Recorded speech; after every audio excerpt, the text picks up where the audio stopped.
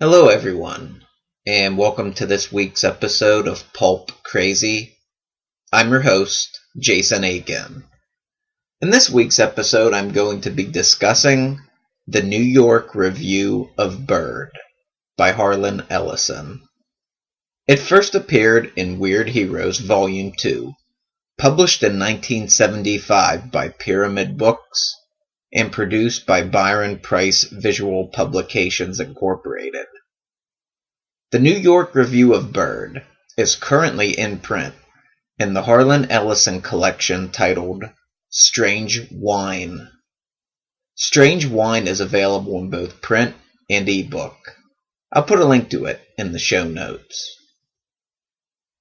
I read the New York Review of Bird in Weird Heroes Volume 2. I purchased my copy at PulpFest last summer, and I was immediately intrigued by this story after seeing the Neal Adams interior artwork and the connections to Philip Jose Farmer's Wold family concept. I went ahead and purchased the digital edition of Strange Wine so I could compare it to the Weird Heroes Volume 2 version. The Weird Heroes version has an introduction that is missing in Strange Wine. The Weird Heroes version also has the Neal Adams artwork. I should say, the introduction in the Weird Heroes version appears to be written by the publisher, and it describes Harlan Ellison and Neal Adams, their careers and their achievements. In Strange Wine, they moved Harlan Ellison's afterword to the front of the story and made it into the introduction. The introduction in Strange Wine also adds a topical quote from Dame Margot Fonteyn at the conclusion of the introduction. I think the New York Review of Bird is an important story, especially in terms of the Wold family, but also as a 70s vigilante story as well. First and foremost, Ellison's status alone raises the importance of this work. There are very few people who had the opportunity to participate in Farmer's Wold family concept when Farmer was still actively writing. The only author that I'm aware of besides Ellison that has done this was the English author J.T. Edson in Edson's Bunduki series. Now, Ellison has written over 1,700 stories in multiple mediums, although it appears he's best known for his short stories and television screenplays. He's won numerous prestigious awards, including multiple Hugo Awards, Nebula Awards, and Bram Stoker Awards throughout his career. His accolades really made me curious to see what he would do with the vigilante character. Now, I should point out, I've seen multiple interviews and other videos of Ellison on YouTube, and have seen his Star Trek episode, The City on the Edge of Forever, but this is my first exposure to him in print. I wasn't disappointed. Before I get into discussing the actual story, I have to lay some groundwork for it.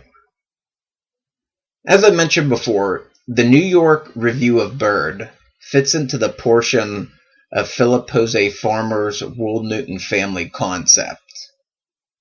The particular portion that it fits into within the Wold family concept has to do with Farmer having fun by putting in pseudonyms of real writers and fictional writers into the family tree.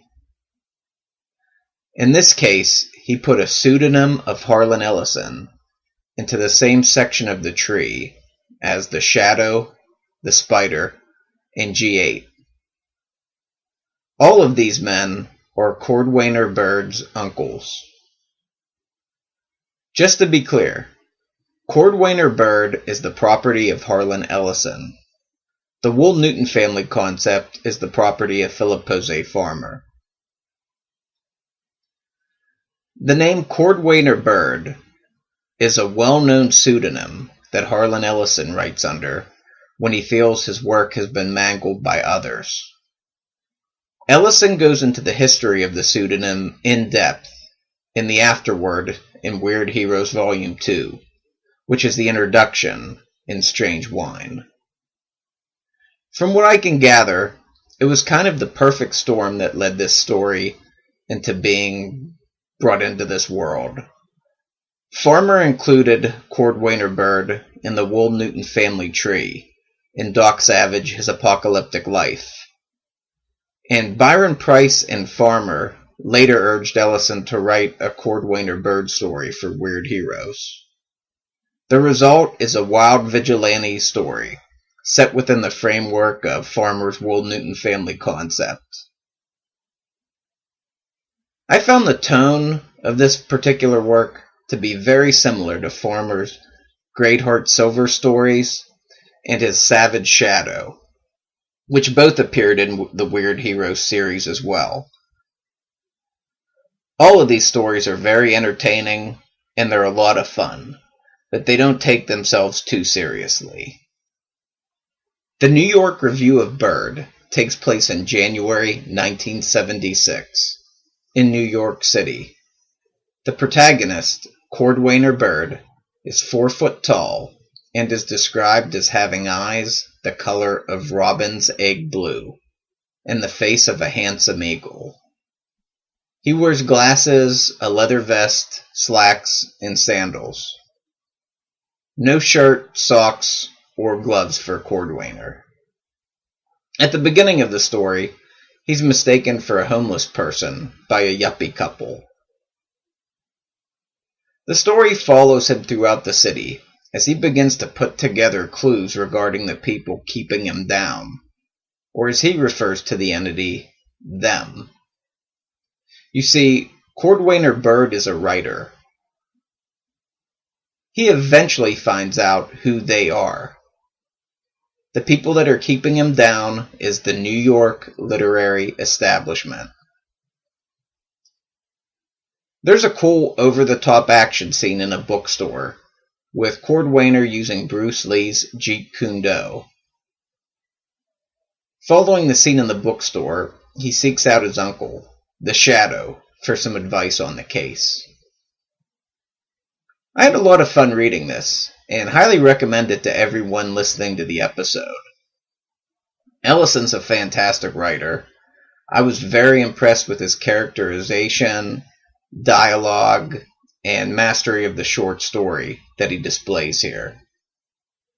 I liked how he included text inserts from newspaper articles, and even Farmer's Doc Savage, His Apocalyptic Life biography.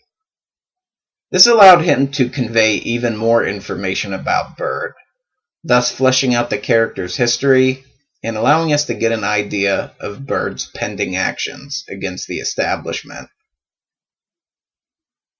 I also enjoyed how Harlan Ellison dropped references to other characters in the story, much like Farmer does in his Wold fiction. I already mentioned the Shadow, G8, and the Spider connection, but Kent Lane is also mentioned. Kent Lane appears in the story Skinburn, written by Philip Jose Farmer. It's believed he is the illegitimate son of the Shadow and Margot Lane. Ellison also has the Shadow mention Billy Batson, who is the secret identity of the Fawcett Comics hero, Captain Marvel. From a few interviews I've seen, Ellison is a big comics fan. I'll put a link to Harlan Ellison's website in the show notes, as well as the Amazon link where you can purchase Strange Wine and Weird Heroes Volume 2. Both contain this story. I have them both, and I look forward to reading more of Ellison's short fiction. The short story Croatoan in Strange Wine looks right up my alley. I'm also going to be including 2 graphics in the show notes, as well as this video.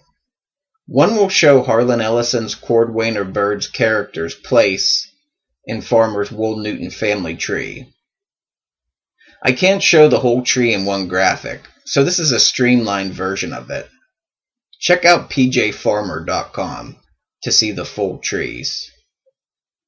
Also, rather than put up blank images of some of the people in the tree, I use the rough equivalent of them, or how I imagine them in my mind. The other graphic will showcase photos of Harlan Ellison and Philip Jose Farmer together in 1968 and 2001 respectively. Well, that's it for this week's episode. Pulp Crazy is located at pulpcrazy.com. I'm at Pulp Crazy on Twitter and facebook.com/pulpcrazy. My YouTube channel is located at youtube.com/pulpcast. You can also email me at pulpcrazy@gmail.com. Thanks for watching, and I'll see you next time.